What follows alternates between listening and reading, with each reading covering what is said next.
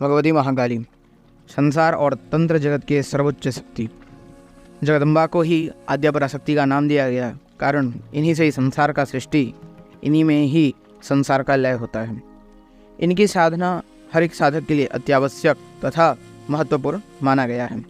किंतु सबसे ध्यान देने योग्य बात है कि इनकी साधना बिना गुरु मार्गदर्शन के नहीं की जा सकती, क्योंकि भगवती का जो स्वरूप है वो इस प्रकार उग्र है कि इनके जो ऊर्जाएं जब साधक के सामने प्रकट होने लगती हैं, तब साधक को अपने अंदर स्थित जो कुंडलिनी ऊर्जा है, उन कुंडलिनी ऊर्जाओं को सही तरीके से ऊर्ध्वगामी करना पड़ता है। अन्यथा जो भगवती की ऊर्जा का जो वेग है, वो वेग साधक के कई प्रकार की क्षति पहुंचा सकता है, जैसे मानसिक, शारीरिक और भौतिक भी।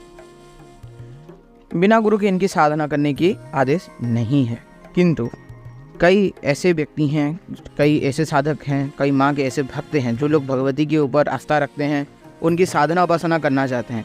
किंतु विडंबना की बात यह है कि अभी के समय में उतना योग्य गुरु किसी के पास अवेलेबल नहीं है, और अगर योग्य गुरु हैं तो वो समय देना नहीं चाहते हैं, या फिर कई प्रकार के प्रॉब्लम्स फेस करने को मिलते हैं।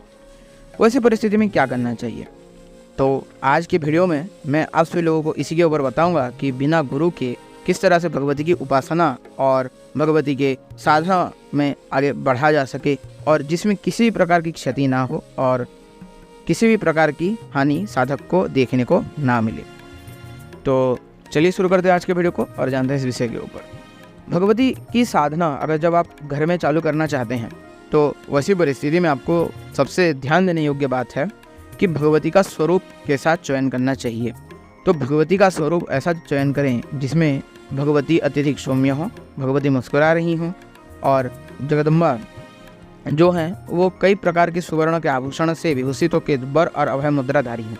कई लोग भगवती का श्मशान कालिका का जो फोटो है वो घर में लगा देते हैं, जिसमें भगवती के हाथ में त्रिशूल, खड्ग, मुंड और खप्पर होता है। ये स्वरूप भगवती श्मशान कालिका का होता है। इनका स्वरूप घर में कभी भी नहीं लगाया जाता, अन्यथा आपको कई प्रकार के प्रॉब्लम्स फेसेस करने को मिल सकते हैं। उसके बाद ध्यान देने योग्य बात है कि भगवती का घर में किस विधान से पूजा किया जाए। बहुत लोग क्या करते हैं, भगवती काली हैं बोल के घर में ही रक्त की बलि चढ़ा देना, शराब आदि अर्पित करना घर में ही, ये सब करते हैं। किंतु जब तक आप किसी विशेष परंपरा से दीक्षित नहीं हैं, जब तक आपके ऊपर गुरु का कृपा, गुरु का हाथ ना हो, तब तक ये सब क्रियाएं मत करें। घर में शराब आदि का प्रयोग ना करें। मात्र और मात्र जब आप उचित गुरु के मार्गदर्शन में हों दीक्षित, तब आपके जो 4 स्तंभ हैं मनुष्य जीवन के, जो कि पितृ, कुलदेवी देवता और गुरु और माता पिता को, इन चारों स्तंभों को मजबूत करते हुए घर से बाहर निकल के उचित गुरु और उचित पारंपरिक मार्गदर्शन में ही आपको पंचमकार, जिसमें शराब, मद्य, मांस आदि का प्रयोग करते हुए भगवती की साधना उपासना करनी चाहिए, वो भी गुरु के संरक्षण में। ऐसा भी नहीं होना चाहिए कि गुरु आपसे कई हजारों किलोमीटर दूर बैठा है और आप बस फोन के गाइडलाइंस के माध्यम से आप बैठ के उनकी साधना कर रहे हैं, ऐसा भी नहीं होना चाहिए। तो वैसी परिस्थिति में आपको उचित गुरु के सानिध्य में, फ्रंट टू फ्रंट गुरु हो उनके सानिध्य में करना चाहिए। अन्यथा घर में जब आप भगवती की उपासना कर रहे हैं, तब आपको बिल्कुल सौम्य भाव में करनी चाहिए। घर में किसी प्रकार की बलि और किसी प्रकार की जो उग्र क्रियाएं नहीं करनी चाहिए। जब भगवती का घर में उपासना होता है, तब आपको हमेशा भगवती के लिए गाय के घी का दीपक या फिर तिल के तेल का दीपक आप प्रज्वलित करें। सरसों के तेल का दीपक बहुत लोग प्रज्वलित करते हैं, किंतु घर के अंदर सरसों के तेल का दीपक को भी प्रज्वलित नहीं करना चाहिए। अन्यथा सरसों का तेल का दीपक अगर सही से प्रज्वलित ना किया जाए, तो ये कई प्रकार के नकारात्मक शक्तियों को अट्रैक्ट करता है, जिसमें आपको घर में प्रॉब्लम देखने मिल सकता है। अब ये रहा गाइडलाइंस कि क्या क्या करना चाहिए, क्या नहीं करना चाहिए। अब बात करते हैं कि भगवती के कौन सा मंत्र की साधना हमको करनी चाहिए और उस साधना का विधान क्या है। तो आपके सामने अभी एक मंत्र शो हो रहा होगा। ये भगवती का एक विशेष 7 अक्षरीय मंत्र है। जब मेरे पास गुरु नहीं थे, तब मैं इसी मंत्र की ही साधना किया था और इसी मंत्र से ही भगवती का पूजन उपासना करता था। इस परिस्थिति में आपको भी इसी मंत्र का सहारा लेके बिना गुरु के आप आगे बढ़ सकते हैं। ये मंत्र को कौन जप सकते हैं, कैसे जप सकते हैं, इस विषय में मैं आपको डिटेल में बताता हूँ। इस मंत्र का जाप आइदर स्फटिक की माला पे या फिर रुद्राक्ष की माला पे होगा। सर्वोत्तम है कि आप इसके लिए स्फटिक का माला का प्रयोग करें। स्फटिक का माला इसमें सर्वोत्तम है। सुबह, शाम, रात, किसी भी समय इस मंत्र का जाप आप कर सकते हैं। यह मंत्र की साधना की विधि क्या है? इस मंत्र के साधना का सबसे लघु विधान है, वो है 1.25 लाख मंत्रों का। 1 लाख मंत्र इसमें जाप करने पड़ते हैं, मतलब 1.25 लाख रहता है, लेकिन 1 लाख मंत्र घर में कर रहे हैं तो 1 लाख मंत्रों का अनुष्ठान करना चाहिए। 1 लाख मंत्र के बाद इसका जो दूसरा पुरस्चरण है वो है 7 लाख मंत्रों का, और इसका तीसरा पुरस्चरण है वो है 15 लाख मंत्रों का, जो हाईएस्ट होता है। और इसका सर्वोच्च पुरस्चरण माना जाता है 7 करोड़ मंत्रों का। कहा जाता है 7 करोड़ मंत्र जो व्यक्ति जाप कर लेता है इस मंत्र का, भगवती उसको कभी ना कभी एक बार जरूर दर्शन देते ही देते हैं। ये मंत्र इतना सौम्य है कि आप कहीं पे भी किसी भी परिस्थिति में बैठ के आप भगवती को मनी मन इस मंत्र के माध्यम से स्मरण कर सकते हैं, किसी प्रकार की प्रॉब्लम आपको नहीं होंगे। अब मंत्र जाप की विधान क्या है? मंत्र जाप के लिए आपको ध्यान देना पड़ता है कि नियमित रूप से आप भगवान भोलेनाथ की उपासना करें और भगवान शिव का जो पंचाक्षर मंत्र है उस पंचाक्षर मंत्र का आप नियमित रूप से जाप करें। कम से कम आपको नियमित रूप से भगवान शिव जी का जो पंचाक्षर मंत्र है वो आपको 1000 अर्थात 11 माला रोज जपना है। उसके बाद ही जो मंत्र मैंने माता कालिका का दिया है, आप सभी लोगों के स्क्रीन के सामने भी दिख रहा होगा, उस मंत्र को जपना चाहिए।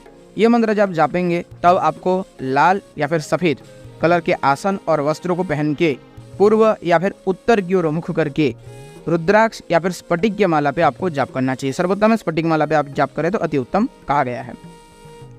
अब ये जो विधान है या फिर ये जो मंत्र है, ये मंत्र अत्यधिक प्रभावशाली है। जैसे ही इस मंत्र का आप 36,000 जाप कंप्लीट कर लेते हैं, ध्यान से सुनिएगा, 36,000 जाप अर्थात 360 माला का जाप जब क्रॉस हो जाए तब ये मंत्र आपको अपने निजी जीवन में प्रभाव दिखाने लग जाता है और आपको प्रभाव देना चालू करता है। तो वैसी परिस्थिति में आप अपने भक्ति और सामर्थ्यता के अनुसार इसका पुरस्चरण आदि करें। पुरस्चरण में आप इसका संकल्प लेके माता काली की प्रसन्नता के लिए या फिर किसी विशेष मनोकामना को लेके इस मंत्र का आप 1 लाख, 5 लाख, 7 लाख जैसे मैंने बताया उस तरह से आप लगातार इसका जाप कर सकते हैं बिना गुरु की। लेकिन इसमें सबसे जरूरी है वो है शिव उपासना। बिना शिव उपासना के इस मंत्र को प्रयोग करने की कोशिश ना करें, अन्यथा आपको हानि ही देखने को मिल सकती है। क्योंकि ये मंत्र भगवती का सौम्य होने के बावजूद भी अगर इस मंत्र को सही से रेगुलेट ना किया जाए तो ये भी खतरनाक साबित हो सकता है। इसलिए इस मंत्र के जाप से पूर्व आपको ध्यान देना है, भगवान शिव का आप जाप करके बैठें। बाकी जो साधना उपासना है ये नियमित रूप से आप करें। और इसमें एक चीज़ ध्यान दें, जब भी भगवती का ये मंत्र आप जाप करें, जाप खत्म करने तुरंत बाद भगवती को कपूर और लौंग की आरती करें। जितनी बार आप दिन में इस मंत्र का जाप करेंगे उसके बाद भगवती को कपूर और लौंग की आरती करना आप लोगों के लिए जरूरी है। क्योंकि कपूर और लौंग आप जब जलाते हैं तो वो एक प्रकार का आरती तो है, साथ ही साथ एक ऊर्जा को बलि देने का भी विधान है। कपूर और लौंग की बलि भी दी जाती है, इसलिए कपूर और लौंग की आरती भगवती को अर्पित जरूर करें।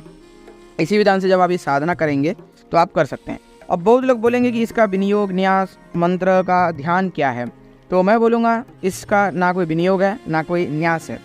देखिए, शास्त्रोगत अगर जाए तो इसका विनियोग भी है, न्यास भी है, ध्यान भी है, आवरण पूजा से लेकर यंत्रार्चन तक का भी विधान है। किंतु आप गुरु दीक्षित नहीं हैं, आपके पास कोई गुरु नहीं है, इसको सिखाने के लिए आपका जो अधिकार है या फिर इसको करने के लिए जो आपका अधिकार है वो अभी नहीं है। इसीलिए सामान्य रूप से मात्र और मात्र भगवती को अपना इष्ट मानते हुए, जगदम्बा महाकाली को अपना इष्ट मानते हुए तथा भगवान शिव को अपना गुरु मानते हुए इस मंत्र का आप जाप करें। अन्यथा अगर आप इसके न्यास, क्रम विधा और यंत्रार्चन, आवरण पूजन, बलि कर्म में जाएंगे तो आपको काफ़ी परेशानी हो सकती है, या फिर इसकी जो कर्मकांड में अगर आप घुसेंगे तो कई प्रकार की चीज़ें आपको फेस करने को मिल सकती हैं जो शायद उसके लिए आपका मन, आप खुद रेडी ना हो। इसीलिए जब भी इस मंत्र का साधना करें तब भगवान शिव का पंचाक्षर 11 माला जाप करके इसकी साधना उपासना आदि करें। साधना उपासना में कोई विशेष नियम इसमें होता नहीं है। आप घी का या फिर तिल के तेल का दीपक जलाएं। 11 या फिर जितने दिन का आप जाप करना चाहें या फिर जितना जाप करना चाहिए उसको दिनों के हिसाब से डिवाइड कर लें और नियमित रूप से इसका जाप करें। मेरे हिसाब से अगर आप इसका अनुष्ठान करते हैं तो उत्तम है। अगर आप अनुष्ठान नहीं भी करते हैं तब आपको अगर माता काली की भक्ति और उपासना पूजन करना है तो आपको नियमित रूप से इस मंत्र का 11 से 15 माला डेली जपना ही चाहिए। और अगर आप इसका परिमात्रा में 10,000 मंत्रों का जाप डेली कर सकते हैं, अर्थात 108 माला का जाप अगर रोज कर सकते हैं तो ये मंत्र काफ़ी आपको फलीभूत होने लगता है। ये आप खुद अपने निजी जीवन में अनुभव कर सकते हैं। एक साधारण सा सिंपल सा टेक्निक आपको मैंने बता दिया। ज़्यादा झंझट में आपको बिल्कुल नहीं पड़ना है कि ये करना है, वो करना है, माता को ये चढ़ाऊंगा, वो चढ़ाऊंगा। आप भक्ति और श्रद्धा के साथ माँ को जो चढ़ाना चाहें वो आप बिल्कुल चढ़ा सकते हैं, उसमें कोई ये नहीं है। बस ध्यान रखना वो चीज़ गृहस्थों के लिए उचित हो और गृहस्थों के अधिकार में हो कि आप वो सारी चीज़ें चढ़ा सकते हैं, जैसे फूल, धूप, दीप, श्रृंगार जो आप चढ़ाना चाहे डेली के रूप में माँ को चढ़ा सकते हैं। बलि के रूप में इसमें आप माँ को कपूर और लौंग की आरती करें। एक कपूर का टिक्की ले लें, उसके ऊपर 2, 4, 5 जितना आप लौंग रखना चाहे लौंग को रख लें और उसको जला के भगवती का आरती करें और बोले भगवती अब जो हम कर रहे हैं इससे आप प्रसन्न हो, बोल के इस तरह से करके आप फ़ायदा ले सकते हैं। इस प्रकार से मैंने आपको एक छोटा सा विधान बताया, नियमित रूप से इसका आप जाप करें, भगवती काली के प्रति श्रद्धा रखें। एक समय इसको जब जब ऐसा आएगा कि भगवती खुद आपको उचित गुरु के मार्गदर्शन में ले जाएगी। तो इसी प्रकार का ये एक मंत्र विधान था जो मैंने आप सभी लोगों को बता दिया। आशा करता हूँ आज का विधान पसंद आता है आप लोगों को। और एक बात मैं आप लोगों को बता देना चाहूँगा, जो व्यक्ति भगवती महाकाली की महाविद्या क्रम में साधना करना चाहते हैं और उनको चाहिए कि प्रॉपर यंत्र, माला, विधान, ज्ञान के साथ अगर आप लोग करना चाहते हो तो आप हमारे माध्यम से ये साधना को, विधान को प्राप्त कर सकते हो और हमारे सानिध्य में बैठ के इस साधना को कर सकते हो। इसका कुछ निर्धारित फीस है, वो आप पेमेंट करके इस साधना उपासनाओं को कर सकते हैं।